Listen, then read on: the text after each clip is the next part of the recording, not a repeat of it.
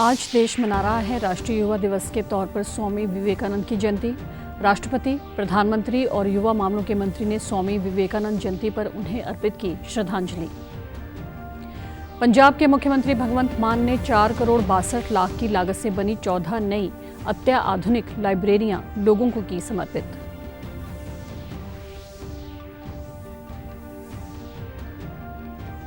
और समूचा उत्तर भारत भीषण शीतलहर की चपेट में। मौसम विभाग ने पंजाब और हरियाणा में आज भी शीतलहर जारी रहने का अनुमान किया व्यक्त। नमस्कार, चंडीगढ़ से आपका स्वागत है। मैं हूं भानुप्रिया। अब समाचार विस्तार से।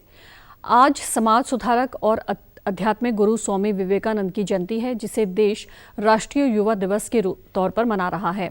स्वामी विवेकानंद का जन्म 12 जनवरी 1863 को हुआ था। स्वामी विवेकानंद ने भारतीय दर्शन को वैश्विक पटल पर ले जाकर पूरे विश्व में इसे लोकप्रिय बनाया।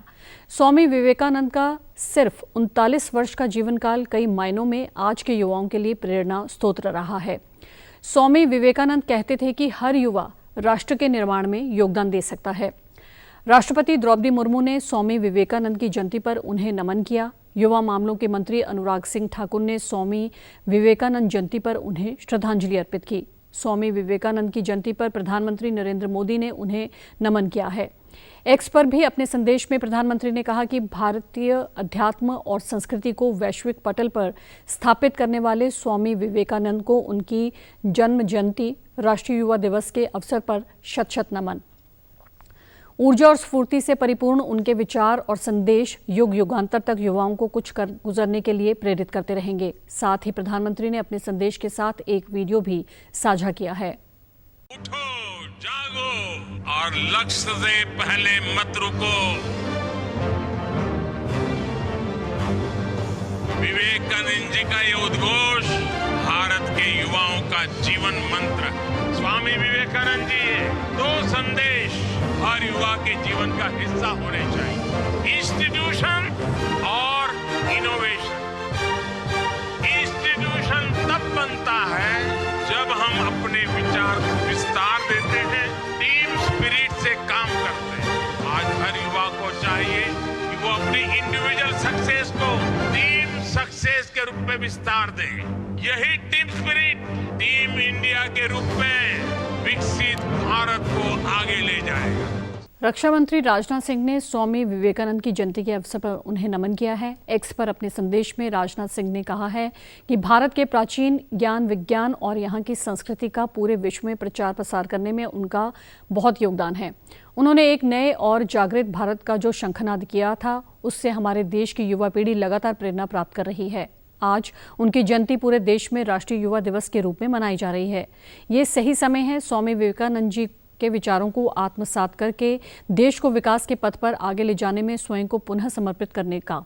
यही उनके प्रति सच्ची श्रद्धांजलि होगी। स्वामी विवेकानंद जयंती के उपलक्ष्य में आज पंचकुला में वॉकथॉन का आयोजन किया गया। इस कार्यक्रम में मुख्य अतिथि के तौर पर हरियाणा विधानसभा के अध्यक्ष ज्ञानचंद गुप्ता ने शिरकत की।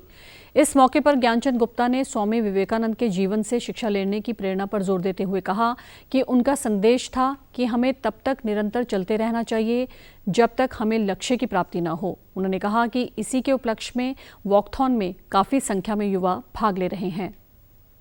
स्वामी विवेकानंद की जयंती के अवसर पर पंचकुला के अंदर एक बहुत भव्य वाकाथॉन का अरेंजमेंट किया गया है। वाकाथॉन की ये जो लगभग 5 किलोमीटर लंबी हजारों की संख्या में युवा इस वाकाथॉन के अंदर भाग ले रहे हैं। स्वामी विवेकानंद जी का जो संदेश, चलते रहो, जब तक न थमो, जब तक आपका लक्ष्य पूरा ना हो जाए, और नॉलेज इज पावर, ये संदेश जो स्वामी विवेकानंद ने सैकड़ों वर्ष पहले दिया था, आज वही संदेश सभी युवाओं को देने के लिए, सभी युवाओं को स्वामी विवेकानंद के जीवन के बारे में उनको जानकारी मिल सके, इस प्रकार का प्रयास किया गया है।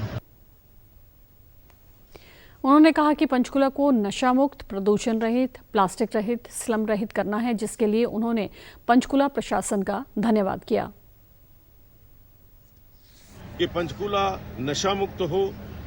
हरियाणा प्रदेश के मुख्यमंत्री जी ने भी कहा है कि हरियाणा नशा मुक्त हो, और हमारे देश के यशस्वी प्रधानमंत्री जी ने भी देश को नशा मुक्त देश बनाने का संकल्प किया है। दूसरा हमारा संकल्प है कि पंचकुला जो है पॉल्यूशन फ्री हो।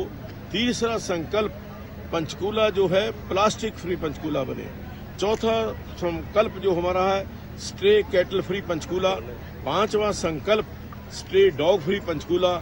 छठा संकल्प एनक्रोचमेंट फ्री पंचकुला, और सातवां संकल्प स्लम फ्री पंचकुला।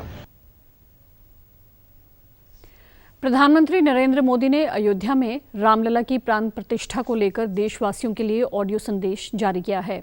एक्स पर प्रधानमंत्री ने लिखा है, अयोध्या में रामलला की प्राण प्रतिष्ठा में केवल 11 दिन ही बचे हैं। मेरा सौभाग्य है कि मैं भी इस पुण्य अवसर का साक्षी बनूंगा। प्रभु ने मुझे प्राण प्रतिष्ठा के दौरान सभी भारतवासियों का प्रतिनिधित्व करने का निमित्त बनाया है। इसे ध्यान में रखते हुए आज से 11 दिन का विशेष अनुष्ठान आरंभ कर रहा हूं।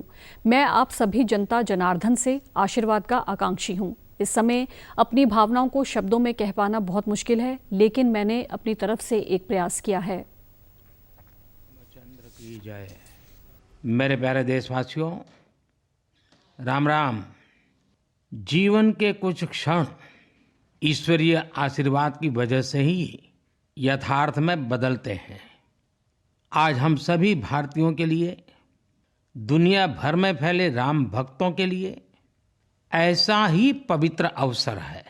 हर तरफ प्रभु श्री राम की भक्ति का अद्भुत वातावरण, चारों दिशाओं में राम नाम की धुन, राम भजनों की अद्भुत सौंदर्य माधुरी।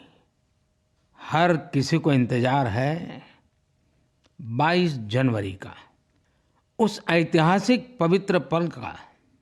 और अब अयोध्या में रामलला की प्राण प्रतिष्ठा में केवल 11 दिन ही बचे हैं।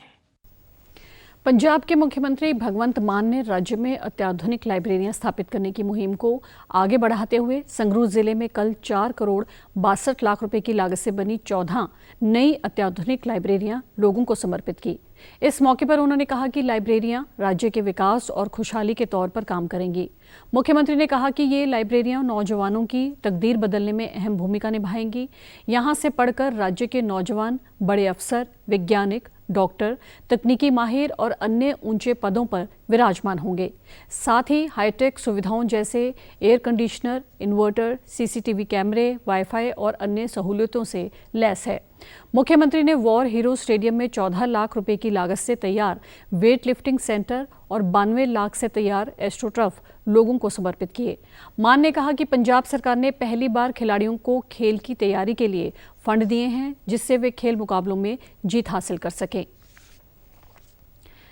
प्रधानमंत्री नरेंद्र मोदी कलाराम मंदिर पहुंचे। वहां पर वे पूजा अर्चना करते हुए नजर आए। इससे पहले प्रधानमंत्री के रोड शो के दौरान काफी संख्या में लोग उमड़े और वहां के लोगों ने प्रधानमंत्री का स्वागत किया। हर साल 12 से 16 जनवरी तक इस महोत्सव को मनाया जाता है। काफ़ी संख्या में युवा इस महोत्सव में नजर आए। प्रधानमंत्री का नासिक के बाद मुंबई का भी दौरा है, जहां पर अटल सेतु का उद्घाटन करते हुए प्रधानमंत्री नजर आएंगे। मोदी जब नासिक पहुंचे, लोगों ने उन पर पुष्प बरसाए और मोदी मोदी के नारे लगाए। पंजाब के पशुपालन, डेयरी विकास और मछली पालन मंत्री विभाग ने ठंड के मौसम के दौरान पशुधन को तेज हवाओं से बचाने के लिए एडवाइजरी जारी की है। पशुपालकों को शेडों में पटसन के थैलों से बनी पल्लियों का प्रयोग करने की सलाह दी गई है।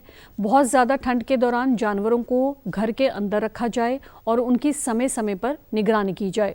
शेडों के नीचे तापमान की निगरानी की जाए और ज़रूरत पड़ने पर हीटरों का प्रयोग किया जाए। विभाग ने कहा है कि आमतौर पर पशुओं के शरीर का तापमान 30 से 32 डिग्री सेल्सियस होता है। इससे धीमा तापमान होने पर हाइपोथर्मिया होने की संभावना होती है। गायों और अन्य गौवंश वार्मिंग और गर्म तरल पदार्थों के प्रयोग के बिना आम तापमान पर नहीं आ सकते।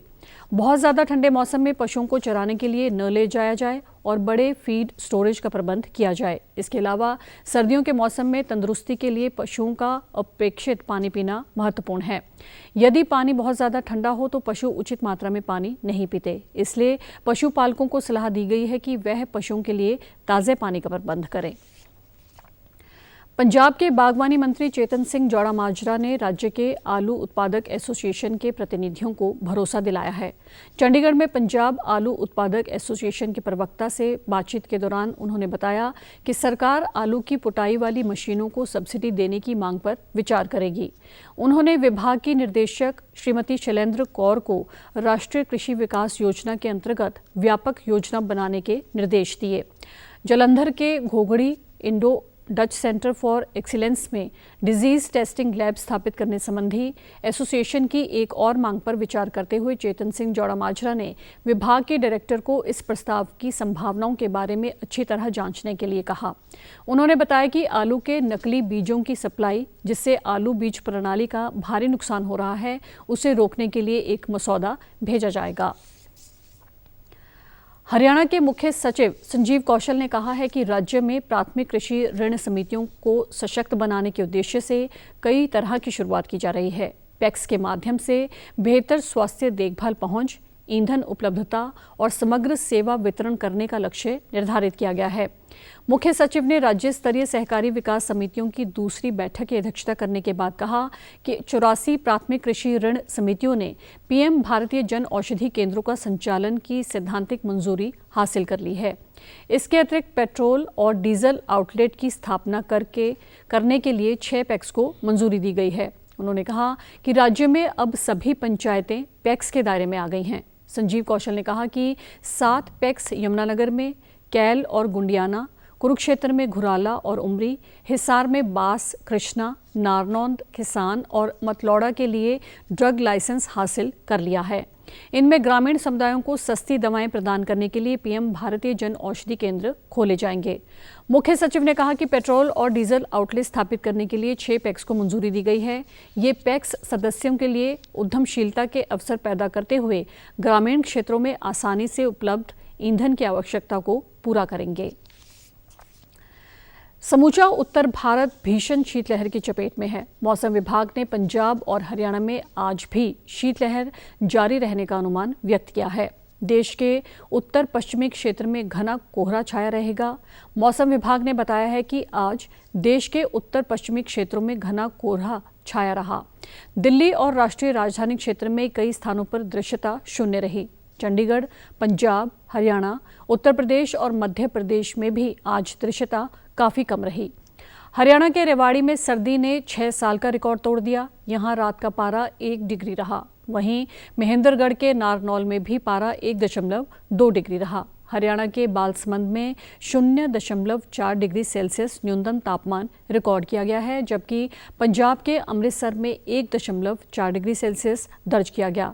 बठिंडा में 2 डिग्री सेल्सियस, फरीदकोट में 2.8 डिग्री सेल्सियस, गुरदासपुर में 3 डिग्री दर्ज किया गया। और अब खबरें फटाफट।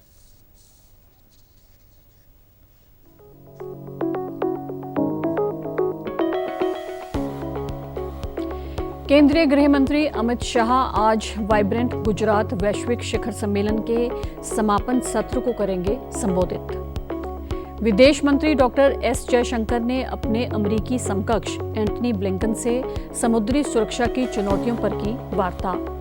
पंजाब के परिवहन मंत्री ने कहा, पंजाब रोडवेज के ठेका आधारित ड्राइवरों और कंडक्टरों को रेगुलर करने के लिए सरकार वचनबद्ध।